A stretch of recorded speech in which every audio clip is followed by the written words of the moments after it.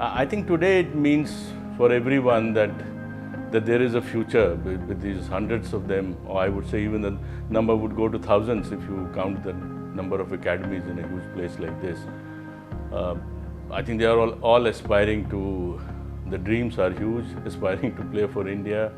In fact, when you watch them, when you watch their parents, you feel very apprehensive as well, because you know not how many of them would end up playing, no matter how good they are. There are very limited spots at the top.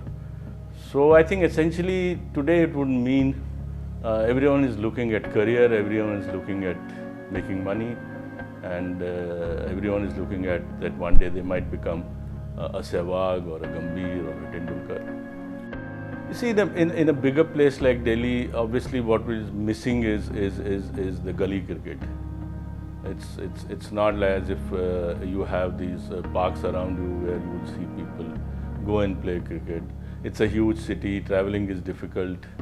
In smaller places, it's easier to have your own small little clubs or your mohalla teams from where you play, and then maybe go to college, go to school, be part of that school college team, or maybe later some clubs picks you up. The problem arises is that you have these club structures which essentially are clubs who vote in the DDCA elections. So the owners, the members of these clubs aspire to be office bearers of DDCA. DDCA itself is, nobody knows what it is. Is it a cricket club? Is it a place where people go to drink? And these clubs always are in conflict with other set of office bearers or other set of officials who want to take over that club structure.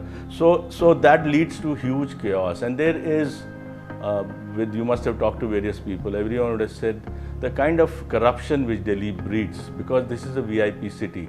It's a city where almost every second person has some connection either with a politician or a bureaucrat or an industrialist. So everyone uses those connections to get selected in the teams. You have a junior selection in which there are times when DDCA has selected 30 boys, 35 boys for national tournaments. They kept them there because they can't say no to so many people. And a lot of these cricketers, they get into even the playing 11 who have higher connections. So this has bred a lot of chaos in Delhi. There is tremendous dissatisfaction among officials, among cricketers. In Delhi, if you talk to any official, one of the things which if you meet an official in Delhi, you will find is that he will be very forthcoming, he will be very generous in telling you what is wrong with his own body. No matter who he is, he will tell you that, look, this is this corruption, there is that corruption. Essentially, there is so much of infighting that you will be stunned, the kind of stories you will hear from people who themselves are responsible for running cricket in Delhi. So I think that's the one part of Delhi's cricket which reeks of corruption, which reeks of nepotism. There is tremendous dissatisfaction among players. People leave this, a lot of good cricketers leave Delhi and go to neighboring states because they find it easier to play for, say, Haryana or Rajasthan than to play for Delhi. And then you have this NCR area, you have Ghaziabad, you have now cricketers coming from Najafgarh. See, if you take Sehwag's story one is of huge struggle. He came from a neighboring area, say a small village. He would have to travel in a bus for 2 to 3 hours. And then he realized that, look, nobody wants him to play because he doesn't know anyone. So this Sehwag story we know because he became a big star. That's I guess a story of majority of cricketers in Delhi, whether good or bad. They all feel that there is a system of discrimination here, where unless you have links, you won't make it. I think the biggest challenge, which not just Delhi but anywhere else in India, administrators face or will face, is the aspirations of of a huge number of people who are playing cricket, of their parents, of these kids who want to become big stars. Number is huge. The number of people who are like. So how do you,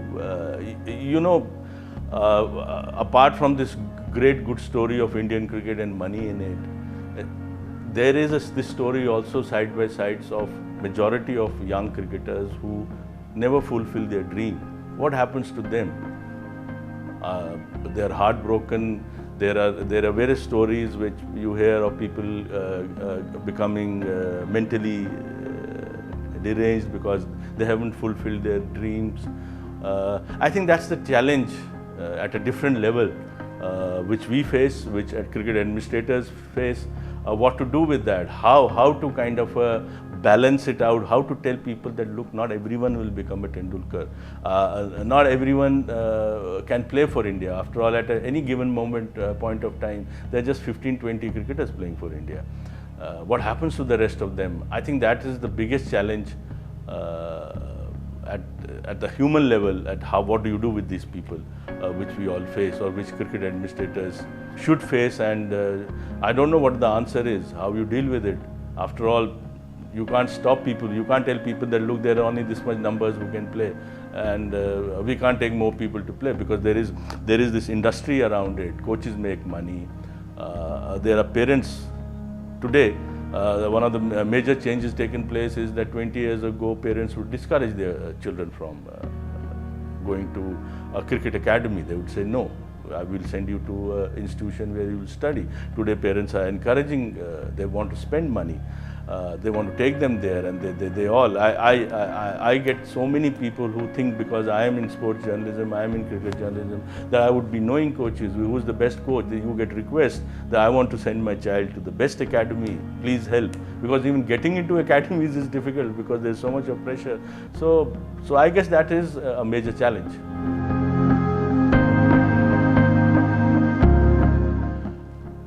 It already, I think, has reached a stage where cities are not your feeders for your national team. But I guess that will happen, because in smaller towns, if sportsmen get access to infrastructure, if they get access to playing, it's much easier to be training 24 hours there, because in bigger cities, no matter how good the infrastructure is, or even in a place like Delhi, even if the distances can be covered easily, if there were parents willing to take you there, but then parents have to spend time. They have to be there. You are always worried in a big city.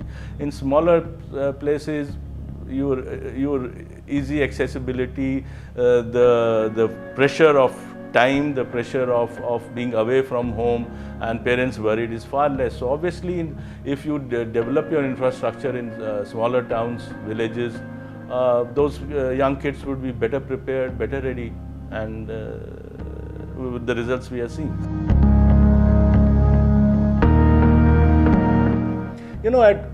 At one level, sports is seen, if we see sports as something where unless you play for the country, it is meaningless, then it becomes an entirely different view of the game.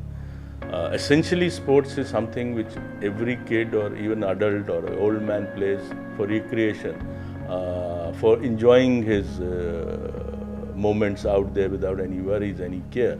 A physical activity which keeps him healthy as well.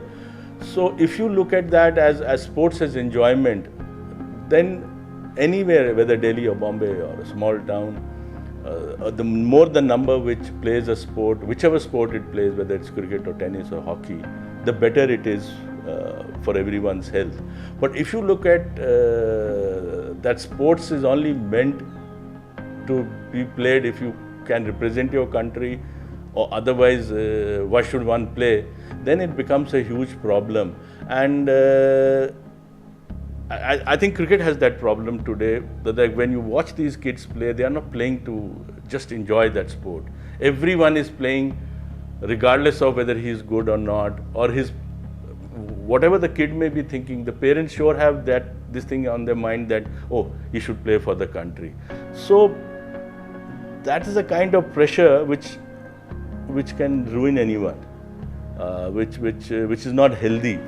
And I think bigger cities like Delhi would suffer from that kind of a thing far more than say a smaller town would, because even if there are aspirations, but I think people there probably may realize that they come from a smaller place, that much more difficult for them to say represent their country.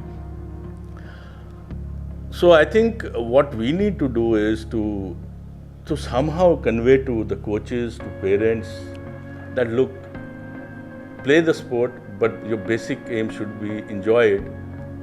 If somebody is good enough, he will automatically go ahead and represent country and become a bigger player.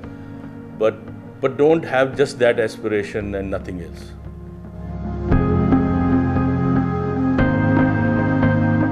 I think left to me, I think cricket, like any other sport, is meant to be played and enjoyed. And as long as that vision and that focus is kept in mind, the sport will survive, it will remain healthy, and we will continue to have better players, or as good as players as India has at the moment.